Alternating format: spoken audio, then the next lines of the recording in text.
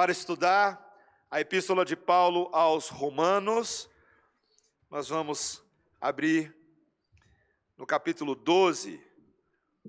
Na semana passada, nós começamos a estudar esses versículos 9 a 21, que nós entendemos que é uma unidade de sentido, de imperativos de Paulo para a igreja, do Espírito Santo para a igreja, mas nós estamos estudando em duas partes. Na semana passada, nós nos concentramos principalmente nos versículos 9 até o versículo 16, e hoje vamos concentrar principalmente nos versículos 17 ao 21, ainda que dentro do contexto dessa passagem como um todo. Então, Romanos capítulo 12, versículos 9 ao versículo 21, eu peço que você preste bastante atenção, porque é Deus falando com a igreja. A palavra dele é inspirada, é inerrante, é infalível, é boa, é eficiente e é autoridade sobre as nossas vidas.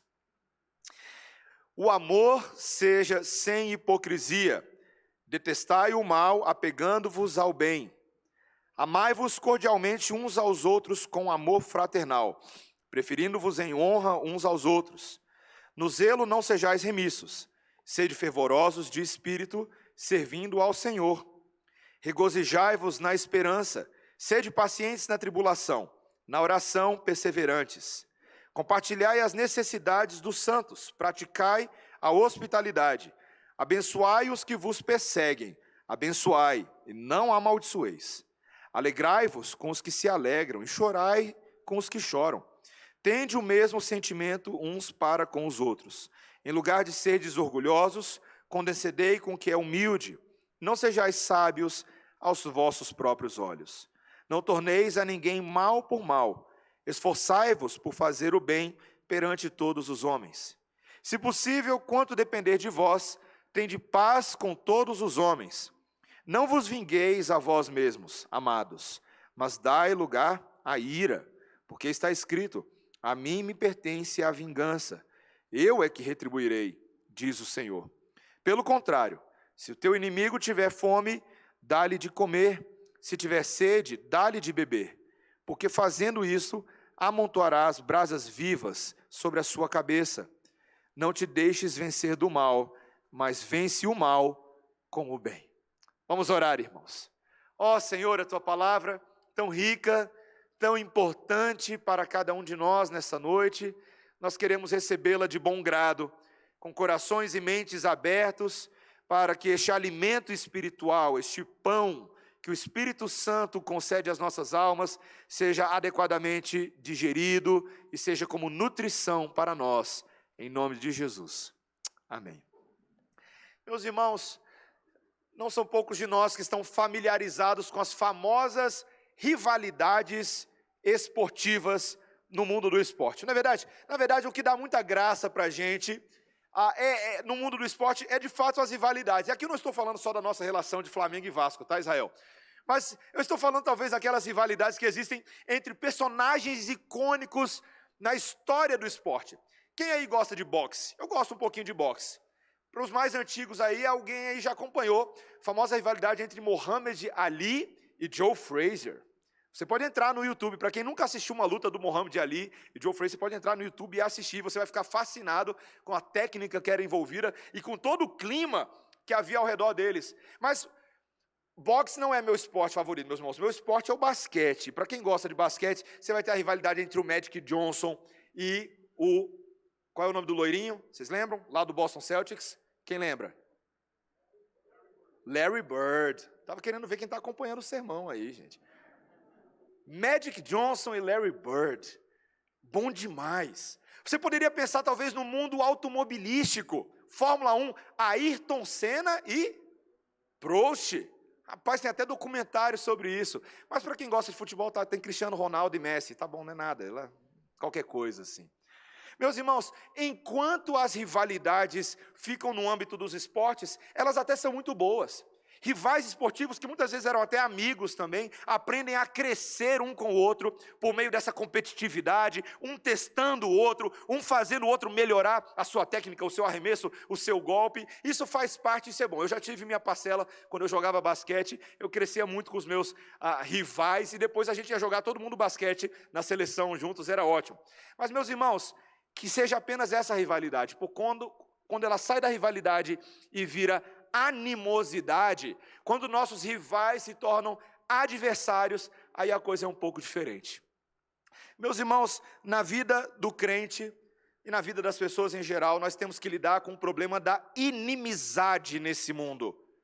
Quando nós temos inimigos, pessoas que por motivos diversos não vão com a nossa cara, não toleram a nossa presença, não aceitam nossas opiniões. E se você é um crente, você é chamado para ser amigo de Deus, enquanto simultaneamente você se torna inimigo do mundo.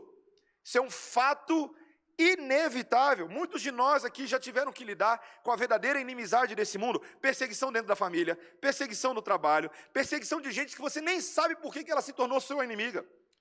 Quando eu era novo na escola, no 3º ano, tinha uma pessoa na minha turma que era meu inimigo. E eu nem sei porquê, meus irmãos, eu sempre me considerei uma pessoa tão gente boa, tão legal. Eu confesso para vocês que era difícil lidar com uma pessoa que não ia com a minha cara. Fazer o quê?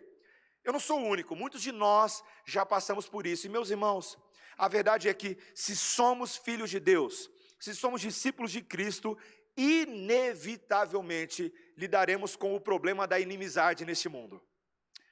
Mas o texto de hoje, meus irmãos, te chama a você e a mim com uma pergunta: o que nós fazemos com os nossos inimigos?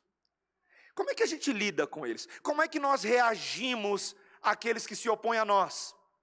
Na semana passada, nós gastamos bastante tempo falando sobre relacionamentos revolucionados para com aqueles que são da própria casa. Lembra? Paulo havia dito para nós: não vos conformeis com este século, mas transformai-vos pela renovação da vossa mente, para que possais discernir, experimentar qual seja a boa, agradável e perfeita vontade de Deus. E nós vemos que isso começa dentro de casa, na família de Deus, no corpo de Cristo. Nós somos a igreja do Senhor, do qual Ele é o cabeça, e nós estamos unidos uns aos outros, servimos uns aos outros e devemos, com os nossos dons, abençoar uns aos outros. Só que não é só para dentro de casa, é também para os de fora, para os que se opõem. E o texto de hoje é sobre isso, meus irmãos, sobre como sermos luz, como sermos uma bênção, como sermos instrumentos de transformação dos inimigos em amigos de Deus e amigos do seu povo. Como fazer isso, meus irmãos?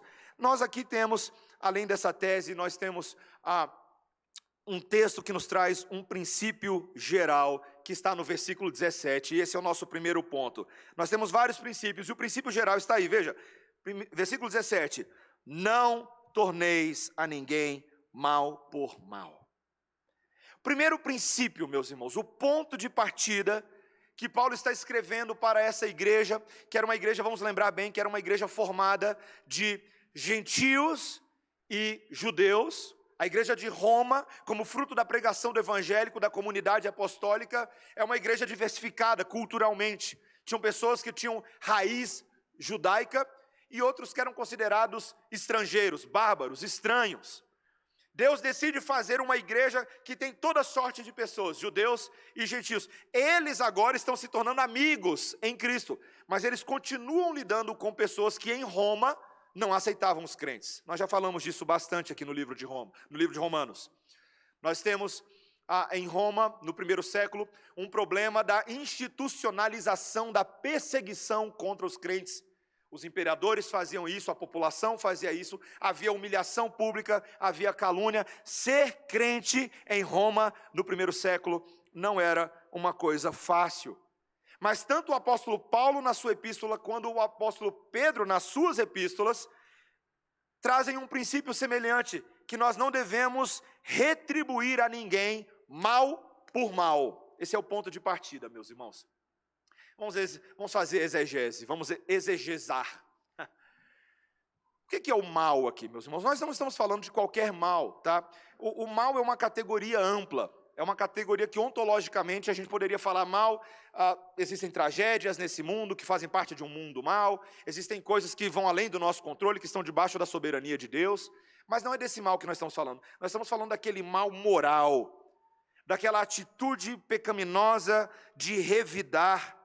Meus irmãos, Paulo está aqui combatendo pecados dentro de nós. Veja, se Cristo chamou você para viver de uma maneira revolucionária, a primeira coisa que nós devemos revolucionar é o nosso impulso de revidar. É pecado só meu ou de vocês também, meus irmãos?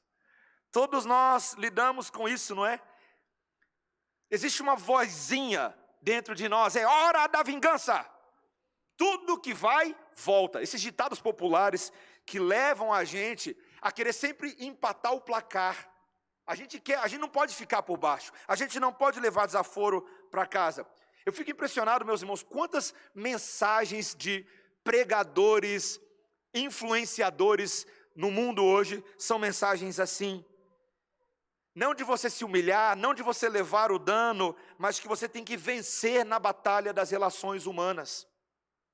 Estava conversando com um dos casais de noivos da nossa igreja, nós temos o curso de noivos, que está lendo o livro do pastor Tim Keller, o significado do casamento, e desses casais comentou comigo que eles ficaram impressionados como o pastor Tim Keller captura bem um dos problemas conjugais mais presentes hoje, que leva a divórcio.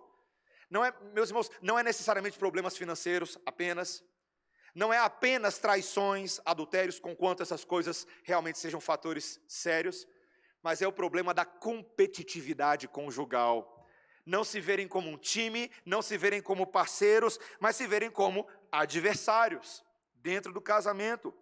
Mas, meus irmãos, não é só um problema do casamento, é um problema de cada um dos nossos corações humanos. Essa é a disposição natural do nosso coração. Desde o Éden, desde os dias de Adão e Eva, foi isso que aconteceu com Adão e Eva, você lembra? Você tem ali um problema, já que um vai jogando meio a culpa para cima do outro, numa tentativa de se livrar dos problemas. Meus irmãos, existe uma corrupção em nossos corações que se manifesta, esse mal moral que está dentro do velho homem, que faz com que a gente, quando a gente é vítima do pecado de outra pessoa, a nossa carne quer revidar, ela quer retribuir. Isso acaba envolvendo o nosso pecado. Mas o princípio geral da vida cristã é: não torneis a ninguém mal por mal. Tá, pastor, até aí tudo bonito, tudo legal. Mas como que a gente faz isso?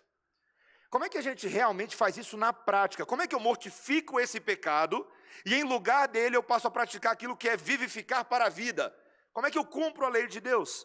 Graças a Deus, meus irmãos, Paulo é alguém muito prático nos seus imperativos. Ele vai nos dar aqui, a partir desse princípio geral, tá? Ele vai nos dar 4 subprincípios que estão vinculados a esse, que são o exercício do não retribuir mal por mal. O primeiro princípio, ainda no versículo 17, é o princípio da benignidade. Tá? É o nosso segundo ponto, princípio da benignidade. Veja o que ele diz ainda no versículo 17. Esforçai-vos por fazer o bem perante todos os homens. Meus irmãos, veja, Paulo claramente diz que nós somos chamados, em lugar de retribuir mal, nós positivamente devemos fazer o bem. E ele sabe que esse negócio não é fácil. Por isso que ele diz, esforçai-vos. Esforçai-vos. Meus irmãos, seria tão bom, eu tinha uma amiga lá nos Estados Unidos, toda vez que a gente ia ter fim de ano, tínhamos muitos brasileiros lá que não eram crentes, e a gente fazia um trabalho evangelístico com eles, fazia amizade. Tinha uma querida lá que acabou se convertendo depois, mas antes da sua conversão ela tinha esse negócio de dizer assim: mas as pessoas são tão boas, olha que pessoa boa. Aí um dia a gente estava no estudo bíblico lá, sobre Jesus e o jovem rico, né? Não tem ninguém que é bom. E aí ela assim, nossa, duro isso que Jesus falou. Eu falei, minha irmã, ele está falando a verdade. Não tem ninguém que é bom. Ainda que sejamos, presta atenção, tá? Ainda que sejamos novas criaturas, redimidas, vivendo em novidade de vida hoje, ainda há um esforço por fazer o bem. A gente tem que se esforçar, não vem de graça não, meus irmãos. E veja, por que nós devemos fazer o bem? Não só porque nós somos o povo hoje da benignidade, um dos frutos do Espírito é a bondade, a benignidade. Mas é porque o Senhor Jesus Cristo quer, através do nosso esforço, dar um testemunho público. Veja o que Paulo diz, ele fala, esforçai-vos por fazer o bem perante todos os homens. Você viu aí no texto? Perante todos os homens. Meus irmãos, você sabia que nós estamos sendo observados? E ao fazer esse comentário, eu não estou fazendo uma referência às câmeras de segurança da igreja, tá? Que poderia ter escrito ali, sorria, você está sendo filmado, tá? Não é disso que eu estou falando. As pessoas estão nos observando.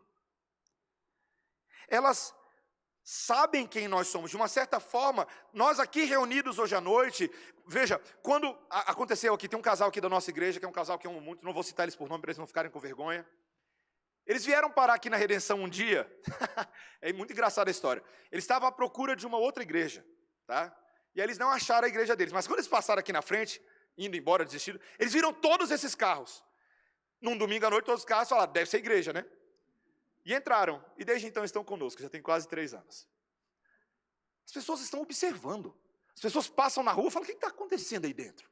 Quem são esses? Mesmo quando você não está aqui, quando você está vivendo a sua vida pública, tem gente te observando. Gente observando detalhadamente. E veja, os incrédulos são capazes de enxergar algo diferente a nosso respeito que eles não podem negar. Mesmo quando eles nos caluniam. Eles percebem que há algo em nós. E a pergunta é, será que eles conseguem realmente ver a benignidade de Cristo em nós? A bondade, o testemunho público. Quando as pessoas interagem conosco no dia a dia, elas conseguem ver em nós um coração tenro, um espírito generoso, um testemunho autêntico. Será que as pessoas, quando elas nos observam ali no dia a dia, elas veem pessoas que têm uma palavra confiável? Nós somos pessoas de uma só palavra? Ou será que elas observam pessoas que, se dizendo crente, são pessoas capazes de destruir outros? Meus irmãos, eu acho que uma das grandes desgraças para o povo de Deus, tá? E se esse é o seu caso, vai se arrependendo aí agora, tá? Sabe qual que é uma das grandes desgraças para o povo de Deus? É aquela pessoa que na vida pública, ela adora dizer para todo mundo que ela é crente. Ela é bem fervorosa, sabe? Ela fala em línguas, ela fala um monte de coisa. Mas dá um testemunho desgramento no trabalho. E são duas realidades que se confrontam, né? Ela faz oração, ela faz promessas em nome de Deus, mas ela tem uma ética bem duvidosa, ela é fofoqueira, a língua dela é pior que língua de serpente, adora falar das coisas da sua igreja, mas vive reclamando de todo mundo, do chefe, da colega de trabalho, fofoca para todo mundo. Meus irmãos, que coisa terrível, que 2 testemunhos em conflito, sermos luz e sermos trevas ao mesmo tempo. Como é possível um negócio desse? Sermos água boa e água que todo mundo evita, porque é tão amarga que eu vou passar longe. Meus irmãos, por mais hostis que os incrédulos possam ser aos cristãos, eles não são cegos. E eles conseguem enxergar em nós virtudes que talvez ainda não reconheçam bem, mas sabem que existem e apontam no caminho certo. Nossas virtudes, nosso testemunho, nossa bondade é uma seta neon apontando, existe um mestre na minha vida. Jesus, Ele é bom. Eu não sou, mas Ele é bom. Ele é maravilhoso. E por isso que é importante nós sermos esforçados no nosso testemunho de bondade pública, meus irmãos. Princípio da benignidade, esse é o segundo. Veja, Paulo vai dizer agora que existe um terceiro. Como é que eu não retribuo o mal por mal? Não é só sendo benigno, mas no princípio da paz. Esse é o terceiro, meus irmãos. Veja comigo aí o versículo 18. Se possível, quanto depender de vós, tende paz. Paz com todos os homens. Meus irmãos, é óbvio que no mundo que nós vivemos, ocidental, século 21, todo mundo fala sobre a paz. Mas alcançá-la parece difícil, né? Paz no mundo, uma vez eu lembro de um grande líder mundial falando que paz é aquela coisa que você não pode fazer muita força para pegar, não. Porque quando você faz para pegar, ela escorre por entre os dedos. Ela é fugaz, ela é tênue, ela é efêmera. Meus irmãos, todos nós, à medida que você vai crescendo na vida, você vai vivendo relacionamentos. E por motivos diversos, muitos deles vão se rompendo.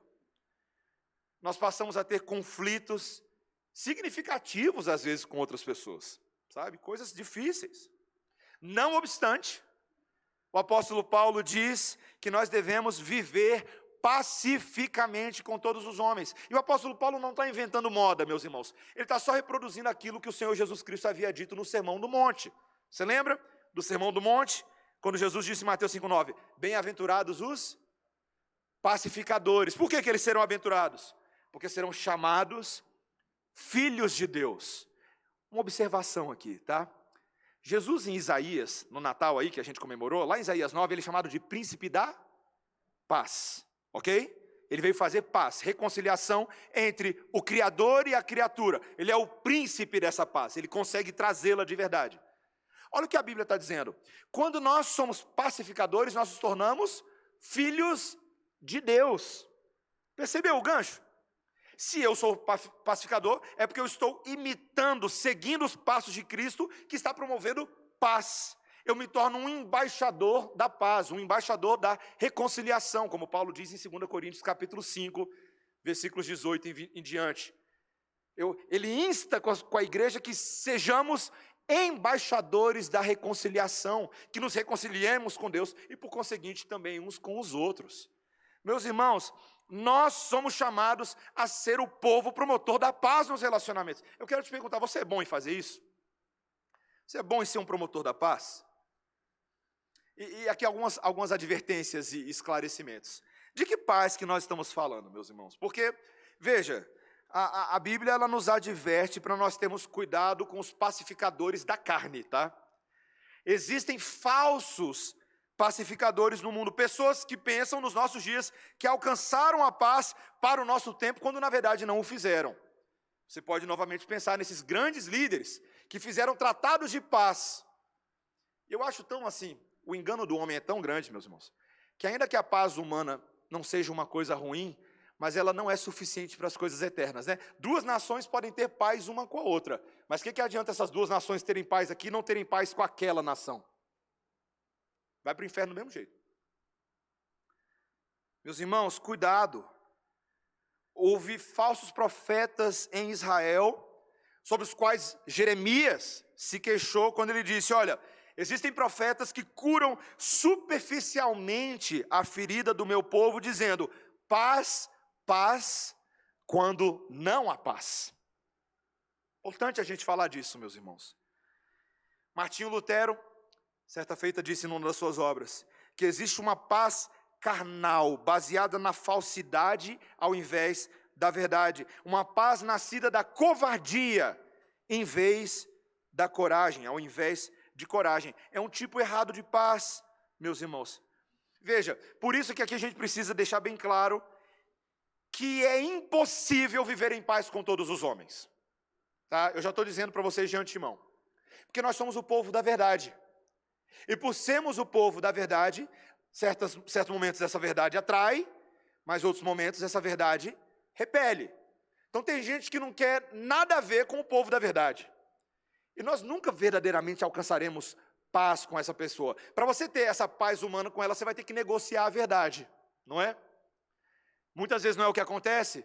Muitos crentes, no afã de ter um discurso aceitável, de ter paz com a sociedade, começam a fazer o quê? Trocar as palavrinhas do evangelho. Mudar um pouquinho, né? Para ele não ser tão confrontador, a admoestação não ser tão pesada, para a gente não ser tão exclusivista, para dizer que só Jesus leva a Deus. E aí você tem então o liberalismo. Isso é o liberalismo, tá? Os liberais são aqueles que negociam a verdade para ter paz com as pessoas. Pronto, falei. Era para falar, tinha que falar mesmo. Pronto, é isso. Cuidado para não ser um liberal, meu irmão, minha irmã, querendo ter paz com todo mundo em detrimento da sua identidade em Cristo Jesus. Meus irmãos, fazer isso é difícil, tá? Fazer isso é difícil. Por isso que o apóstolo Paulo, ele qualifica a admoestação. Você percebeu os adjetivos qualificadores do que ele falou? Volta aí no texto, ele fala, se possível, quanto depender de vós, tem de paz com todos os homens. Ele não falou só assim, tem de paz com todos os homens, se vira para fazer isso. Não. Se possível, quanto depender de vós, façam isso. Meus irmãos, isso é importante para a gente. Né? É importante. Veja, quando alguém nos ofende, muitas vezes, a gente quer ter aquele espírito de retaliação, de vingança. Mas o que Paulo está falando, olha, isso só vai agravar a tensão. Nós temos que não contra-atacar quando somos ofendidos, tá? É não contra-atacar. Buscar a paz, muitas vezes, é reagir não no impulso da carne, mas é segurar a língua. Meus irmãos, quanta gente aqui, deixa eu falar uma verdade para vocês, vamos ser bem práticos no sermão de hoje. Tem gente que vira assim, pastor, rapaz, lá em casa, ora aí, pastor, ora aí. Porque lá em casa está um pé de guerra. É uma ofensaiada o dia inteiro. É xingamento. E aí, de vez em quando eu vou conversando com os irmãos, e aí a gente vai descobrindo, né? E aí é daquelas perguntas que surgem assim, meu irmão, você está segurando sua língua? Você está refreando a sua língua? Porque você está falando dos outros, mas às vezes você é o maior promotor de ofensa. Meus irmãos, a gente é rápido a contra-atacar. Não, meus irmãos. Tem que aprender com Jesus. Meus irmãos, Jesus era santo, e se tinha alguém que podia contra-atacar o tempo inteiro, era Jesus. O tempo inteiro, se ele quisesse. Mas não foi assim que ele fez, né? Jesus tantas vezes optou por até deixar de falar. Por isso que Isaías diz que muitas vezes ele era considerado como um cordeiro mudo para o matadouro. Você consegue imaginar isso? Diante de Pilatos, com toda a chance de contra-atacar, porque se eu fosse Jesus ali, eu contra-atacava. Ali eu ia. Era raio na cabeça de Pilatos, queimava todo aquele povo lá da Judeia. Mas não foi isso que Jesus fez, né? Não foi isso. E há quem pense, eu não posso deixar, eu anotei aqui para não deixar de falar. Há quem pense, os nossos opositores lá fora, que por causa disso Jesus é meio bobão. Eu tinha um amigo que achava isso, sabe? Que ele achava que Jesus era assim, um pacificador meio bobo, sabe? Mas meus irmãos, não se enganem, tá? Jesus não tem nada de bobo. Ele não tinha a palavra tapete para pisotear impressa na sua testa ou nas suas costas, ainda que ele tenha sofrido. Jesus não tem nada de bobo, porque Jesus é o rei, com toda a autoridade, que escolheu o caminho da paz. Não era porque ele era bobo. O ponto, meus irmãos, não é ser bobo. O ponto é escolher não brigar. E escolher quais serão as nossas brigas. Era o que Jesus fazia. Jesus não amava a contenda. Não era o caminho dele. Meus irmãos, tem gente que adora uma briga. Tem gente que fica esperando a briga acontecer, igual menino na escola, no recreio. Todo mundo aqui já passou por isso, né? Rapaz, o pecado em nós é muito safado, meus irmãos. Já viu criança na escola, no recreio? Estoura uma briga lá, eu nem sei o que está acontecendo, mas o pessoal começou a gritar, fight, fight, eu já estou aqui, fight, fight, fight, fight, fight, fight, fight. A gente quer ver briga. Eu ouvi uma vez um testemunho de uma pessoa que adorava, e converteu, mas adorava ir para estádio, torcida organizada, porque ele queria brigar. Ele ia para brigar. Tem gente que é assim, meus irmãos. Nós não podemos ser assim. Gostar de boxe não é sair praticando boxe na rua, na cara de todo mundo. E aqui mais uma consideração nesse ponto, que ele é um pouquinho maior, mas ele tem um ponto importante, que é a questão da ofensa. Tá? A gente tem que fazer, meus irmãos, uma distinção entre ofensa cometida e ofensa recebida. Veja, ofensa cometida é quando alguém tem uma malícia intencional, tá? Ela está vendo o pé da pessoa, ela fala assim, eu vou pisar no pé dela com o meu calcanhar. Vai doer, eu quero fazer isso. Quando alguém intencionalmente busca machucar outra pessoa, a pessoa que recebe aquilo, ela tem o direito de se ofender, porque de fato ela foi ofendida, aconteceu de fato. Mas meus irmãos, nós estamos vivendo num mundo onde as pessoas se ofendem, mesmo quando nenhuma ofensa foi cometida. A gente está numa geração de gente ofendida que é brincadeira, meus irmãos. Tudo ofende hoje, tudo ofende, tudo é autocentrado. E nesses casos, muitas vezes, quando as pessoas têm opiniões particulares, e se você não aceita o estilo de vida dela, as opiniões dela, pronto, você é um ofensor. Você é algum tipo de fóbico. É verdade, esse é o nosso mundo hoje. É um mundo autocentrado, pessoas egoístas, mimizentas. E eu já falei para você que se eu quisesse mimimi, eu comprava um gato gago, né? Mas, meus irmãos, não é verdade? As pessoas são tão autocentradas, tudo ofende. E os crentes ficam acovardados e intimidados disso, e não querem mais falar a verdade de Deus, porque estão com medo de ofender as pessoas. Meus irmãos, ganhar a paz com esse mundo, a custo da verdade, não é o que a gente foi chamado para fazer, meus irmãos. A igreja está tentando evitar ser perseguida por causa da verdade. Isso é um perigo para nós. Estou com vontade de dar um exemplo, mas eu não vou dar não. De um pastor liberal que eu vi dando entrevista aí. Deixa para depois. Vou praticar o meu sermão, vou ser pacificador aqui. Mas, meus irmãos, em todo caso, o princípio ainda vale. Nós não vamos sair escandalizando e buscando ofender as pessoas. Pelo contrário, sempre devemos ser sensíveis às pessoas ao nosso redor. Sermos pacificadores. Neste fim de ano, meu irmão, minha irmã, você vai ter ali as suas comemorações de Ano Novo. Já teve a de Natal, né? Então o sermão ficou atrasado. Mas vai ter a de Ano Novo. Talvez você vai ter uma oportunidade para trazer uma palavra na sua família, fazer uma devocional, fazer uma oração lá na ceia de Ano Novo. Fale sobre a paz de Deus. Fale sobre a paz que só o Criador, por meio do Redentor, pode promover na vida das pessoas.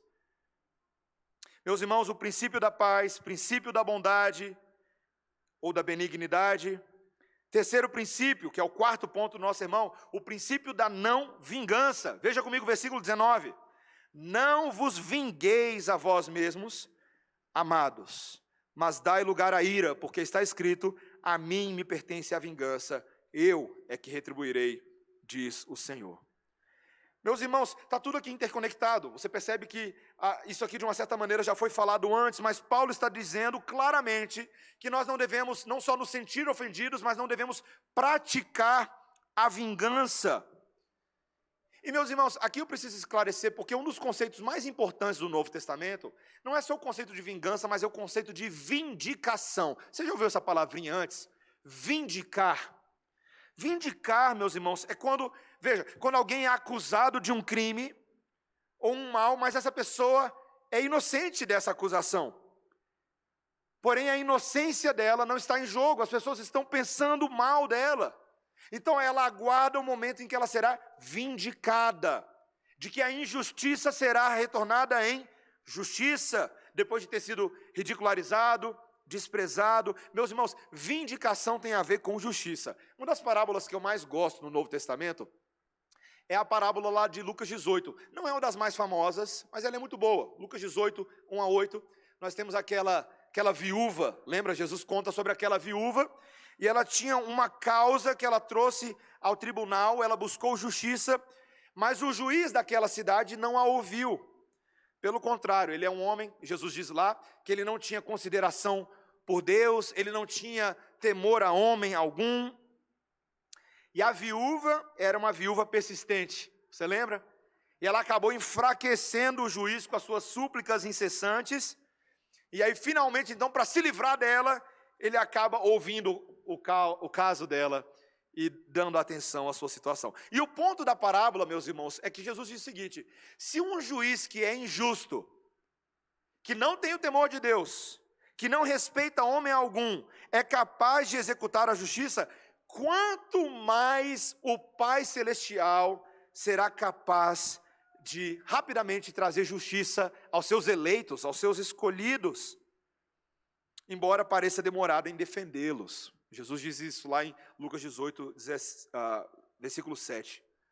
Meus irmãos, nós temos que tomar cuidado com essa questão de vingança, porque Deus conhece a nossa causa. Deus sabe o que está acontecendo conosco, e Ele é o Senhor que vai cuidar disso. Veja, uma história que me fascina muito, meus irmãos, é a história de Jonathan Edwards, teólogo puritano do século XVIII, século XIX. E aconteceu uma situação com Jonathan Edwards, que ele era pastor de uma congregação, de uma paróquia em Massachusetts, e um enviado de Satanás era um membro daquela igreja, um homem malicioso, um homem perverso, e que se levantou contra o pastor Edwards, e acabou manipulando as pessoas e conseguiu expulsar Jonathan Edwards da igreja, que acabou se tornando a ocasião para ele ser missionário entre os índios. E quando os amigos de Jonathan Edwards ouviram as escandalosas acusações contra ele, eles imploraram que ele falasse em sua própria defesa, mas Jonathan Edwards não fez isso. Ele se recusou em defender a sua própria causa. Embora ele quisesse ser justificado, ele temia que os seus esforços fossem muito menores do que a vindicação, que ele sabia que Deus, no tempo de Deus, da forma de Deus, traria. Meus irmãos, a verdade é que em muitos casos as vindicações podem demorar. Pode demorar até a eternidade, tá? Pode ser que as nossas causas só sejam vindicadas lá no tribunal de Jesus, lá no último dia, no dia do juízo.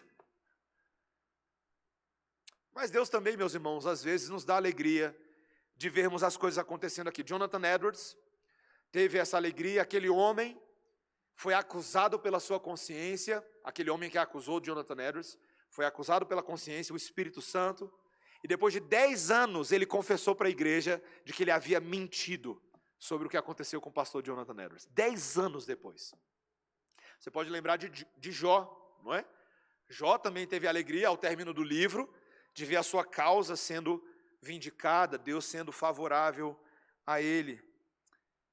Meus irmãos, desejar vindicação justa de Deus é diferente de você sair praticando vingança com as suas próprias mãos. O texto é bem claro, Deus está falando, a vingança é minha, eu que retribuirei. Deus diz que Ele é o Senhor da vingança, meus irmãos. Esse espírito de justiceiro que a gente tem é complicado, né? A gente quer se vingar, a gente quer resolver a coisa. Meus irmãos, toda vez que eu e você tentarmos praticar vingança, sempre vai dar errado. Sabe por quê? Porque nós somos pecadores. Quando Deus pratica a vingança, Ele é puro e santo. A proporção da sanção é sempre justa. Não é nem para cima, nem para baixo. Comigo e com você, a gente sempre quer sobrar. Né? Bateu na nossa testa, a gente quer bater na do outro, no olho, no pé. Deus não, Deus dá proporcionalmente. Ele é santo, Ele é justo. Se a vingança fosse deixada para nós, não somente nós não a praticaríamos bem, como nós seríamos destruídos pelo sentimento de vingança. Meus irmãos, tem muita gente, olha o que eu vou falar, tá?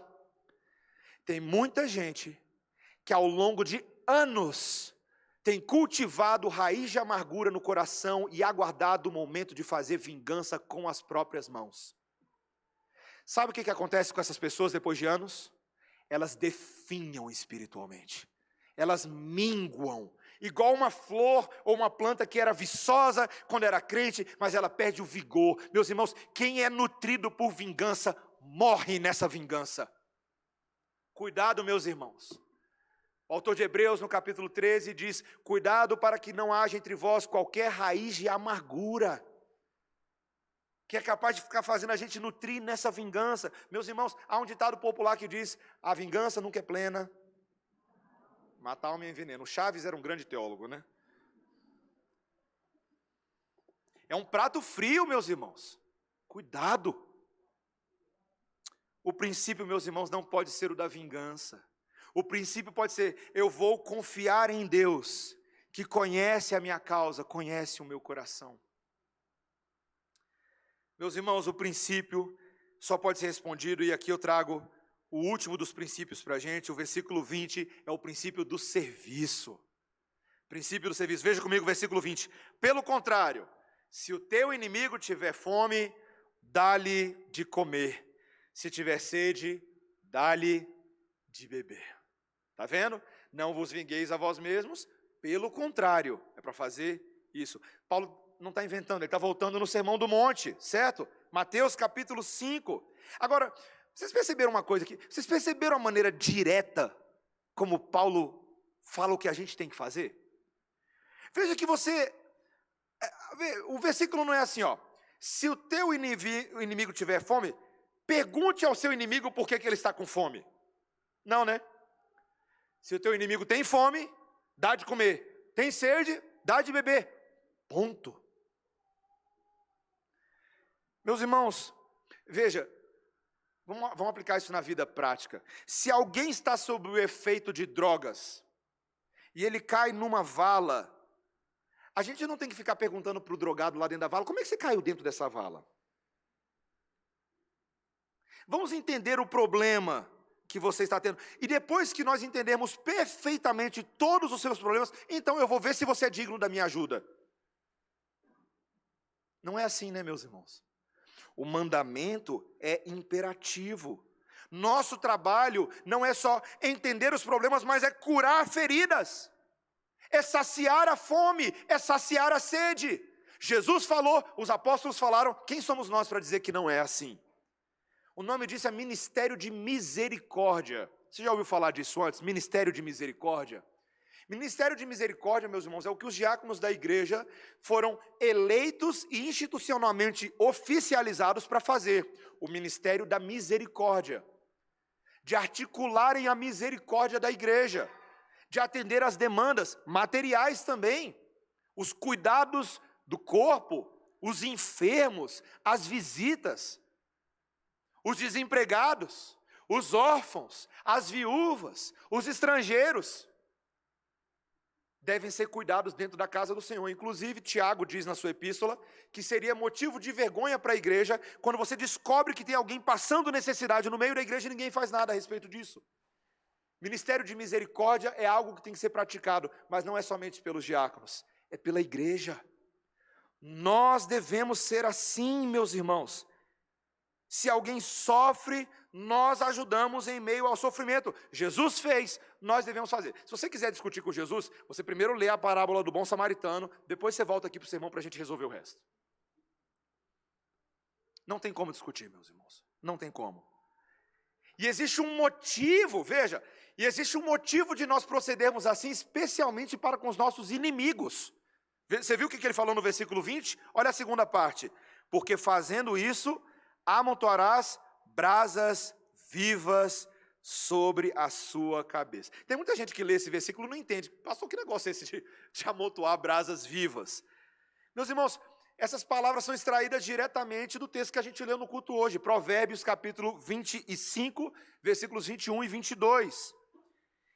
E um comentarista falando daquele e desse, ele diz que essa imagem provavelmente se referia a um ritual antigo no Egito, em que uma pessoa mostrava o seu arrependimento carregando uma panela de carvão em brasa sobre a cabeça. Você consegue imaginar essa cena?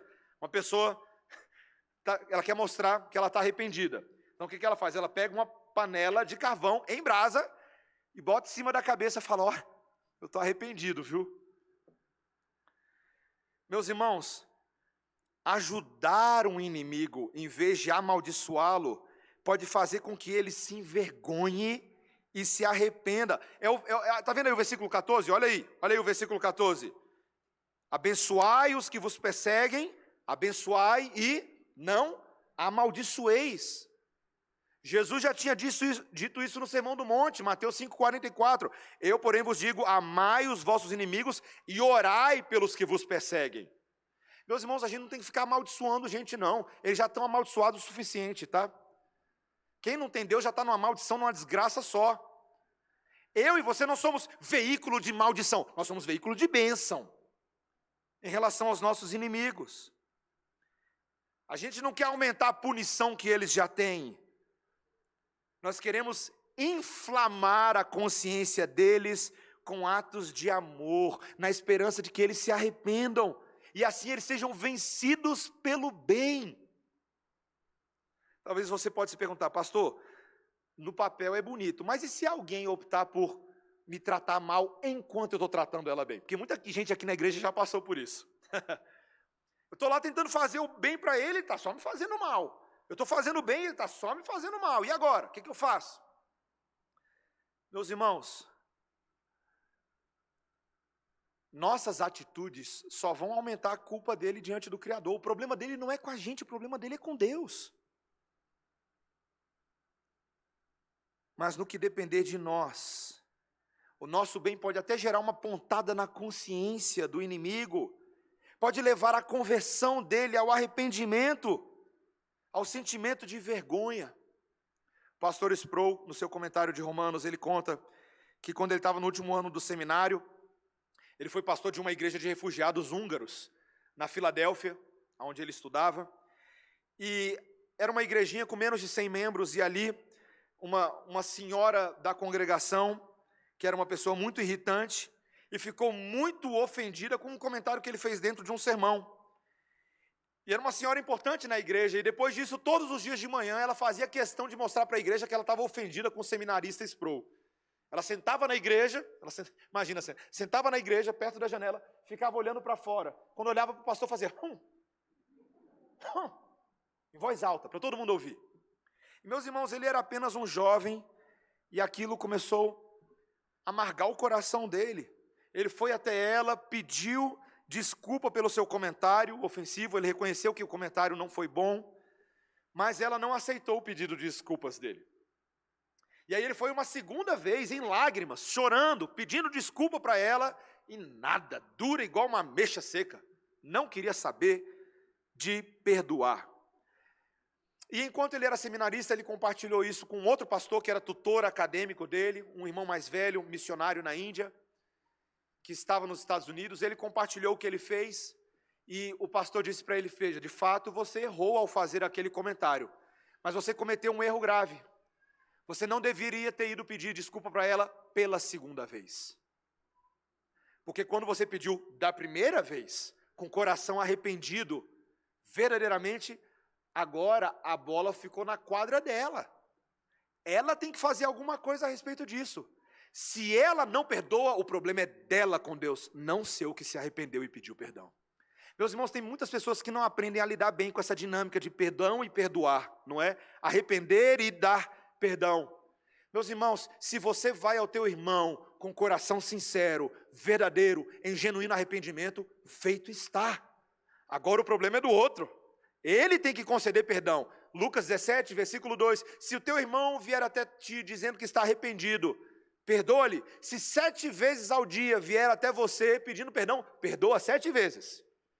Se continuar seria, se vier 490 vezes, vem 490 vezes. Meus irmãos, o princípio final, e ele termina no versículo 21, veja, versículo 21 é a conclusão, ele retoma o princípio geral com outras palavras: não te deixes vencer do mal, mas vence o mal com o bem. Com o bem. Meus irmãos, e aqui eu estou terminando meu sermão, tá? Conclusão. Vocês conseguem perceber que esse é o grande princípio da vida cristã? O que Jesus veio fazer? Jesus veio vencer o mal nesse mundo. Mas como que Jesus venceu o mal, meus irmãos? Ele usou as mesmas estratégias, as mesmas artimanhas de Satanás, jogando o jogo sujo dele, fazendo jogo baixo? Não. Jesus venceu a morte com o bem. Ele venceu o mal com o bem. Essa é a grande estratégia da igreja do Novo Testamento e da vida cristã. Se nós amarmos alguém como Cristo ama, estaremos dispostos a perdoar. Ué, Cristo nos perdoou, nós devemos fazer isso. Se nós vamos experimentar, meus irmãos, a graça de Deus na nossa vida, nós queremos transmiti-la e comunicá-la a outros. Meus irmãos, quem não perdoa e quem não dá graça, provavelmente nunca experimentou o perdão de Deus. Foi Jesus que disse, não fui eu não. Porque quem tem a sua alma enxurrada pela alegria, pela graça, pelo perdão de pecados, que diz: Senhor, eu nem merecia te pertencer, mas eu te pertenço, porque como aquela mulher pecadora que se lançou aos pés de Jesus e foi perdoada, eu também sou perdoado. Meus irmãos, quem é que tem coragem de ser perdoado por Jesus e não perdoar o seu irmão? Quem é que tem coragem de fazer isso? Só quem nunca foi perdoado por Jesus. Só quem nunca entendeu. Graça é um favor imerecido. Nós nunca fizemos nada para merecê-la. Então, quando eu dou de beber a um inimigo, veja, quando eu dou de beber a um inimigo, eu não estou fingindo que os pecados dele não são pecados. Eu estou escolhendo reconhecer meu inimigo, perdoar meu inimigo e amar o meu inimigo, apesar dos seus pecados. Apesar dos seus pecados. Cristo tem feito isso por nós, meus irmãos. Ele tem se relacionado conosco, a despeito do mal que fazemos contra Ele todos os dias, mas ainda assim Ele tem poder para perdoar e nos santificar todos os dias. Meus irmãos, nesses dias em que as pessoas impetram tantas ações judiciais em favor próprio, tanta gente querendo seus direitos, metendo gente na justiça, metendo pastor na justiça, metendo igreja na justiça, qual é a ordem de Paulo? Parece impossível.